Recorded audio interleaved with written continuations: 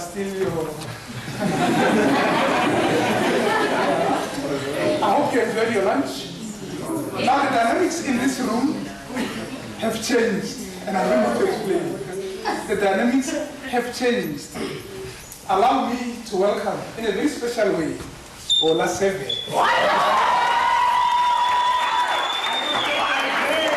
Due to time constraints, he won't be with us for long. So he will take the podium and brief us on whatever. And I hope you'll continue to be a wonderful audience. And after that, he will leave. And we'll be very sad to let go of him. Zola 7, the stage is yours.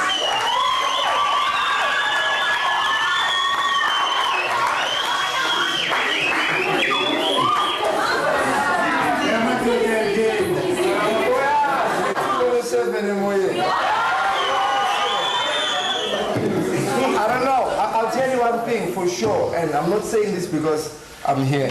Vandaag. It's Coke, of course, you pep every now and then. I was born 1977, the 24th of April. And if I'm not making a mistake, Bantu Stephen BIKO died October 27th, the same year.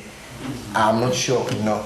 Basically, personally, BIKO is more like my favorite of all, politicians, because I believe in a simple logic, which when the sun sets at west, it rises in the east. He was killed, unfortunately, and some of us were born, and we carried on the struggle.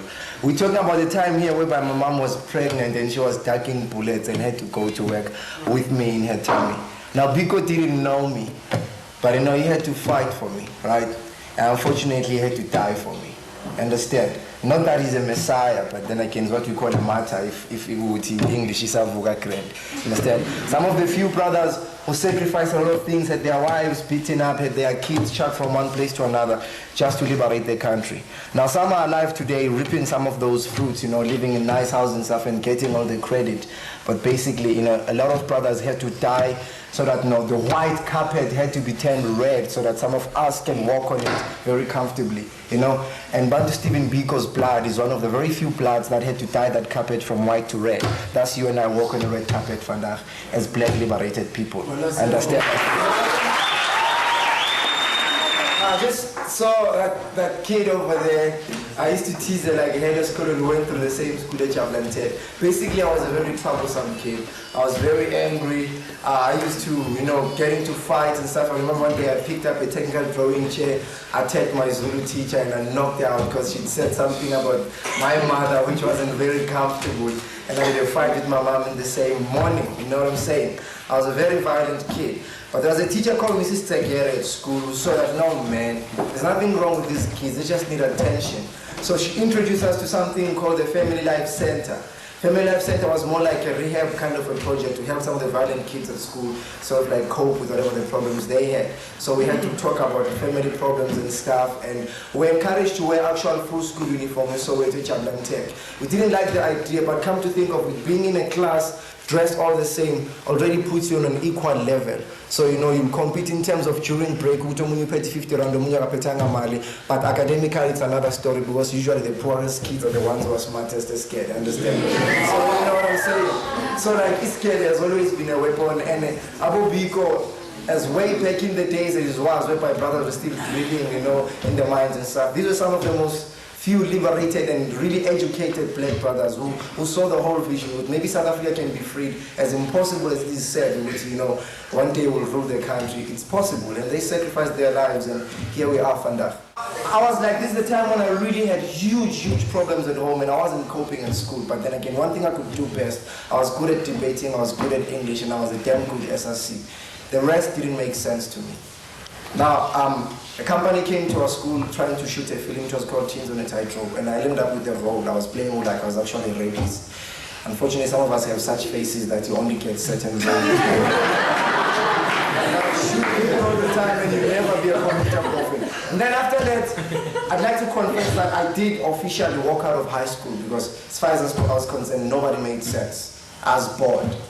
Went to college. See, if you go for if you're in a technical school, you can easily move on to college and do entry and move on. But instead of going for technical courses, I went for anthropology, which was more like the study of African people and where they come from and where they're going. And even then, I walked out because the whole thing didn't make sense of going to school, because I was a violent kid and I was angry with all the qualities that I had. I'm a very proud high school dropout. I promise you that. I'm not saying that you should drop out of school because that's a bad idea. But what I won on 96 and what I got as a Rolia TV is everything that I am, Fanda. This is the nicest part, man. I've seen now with this, like a lot of kids who look up to me with all the trouble that I went through, and I feel. Because somehow Izintozami went well, even though I took a shortcut, which is not going to work for all of us. And not all of us are going to be actors and soccer players and TV presenters. Somehow we need to venture into other fields, because like if you can take your 20 rand note and look at it today, you'll see that it's got a black man's signature, which is Utitomboy. The idea is to get more and more black people into now getting the grasp of the rand, so that the more we're into business structures, then the more the country grows with the vision. You understand? Because until we get a hold of your rand, we're still oppressed, unfortunately. You know what I'm saying? Fanamachita drill out every day. They can see in Tabati move, they know there's gold there, but they never say it really. They get them a penny and stuff. That's how South Africa is. Basically, all being here is very important. And one thing South Africa sort of like forgot to teach Abantwana Soweto or anywhere in the country is the whole issue of being patriots in our country. We know fuck all about the flag. We don't know really much about our history. We know a lot about Cecil John Rhodes, okay, the guys who came to South Africa, the white department. We know a lot about European history. So taking charge and knowing our history is good. Got a letter some time back from this girl.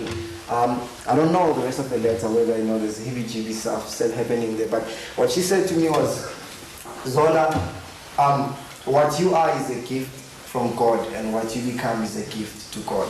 Sure. That's what she said to me, and those words really touched me. She gave me a lot of problems in her letter, and I relate to them. Nkulinga Papa Nekabishi, like all of you. I actually slept in a shed for a couple of years.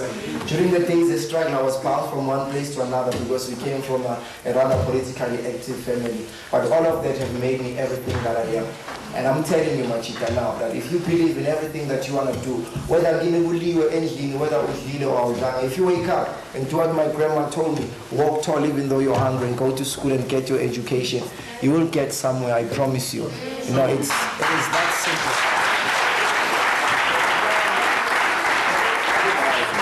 I still remember how I closed the speech in 1996, and I will say the same way.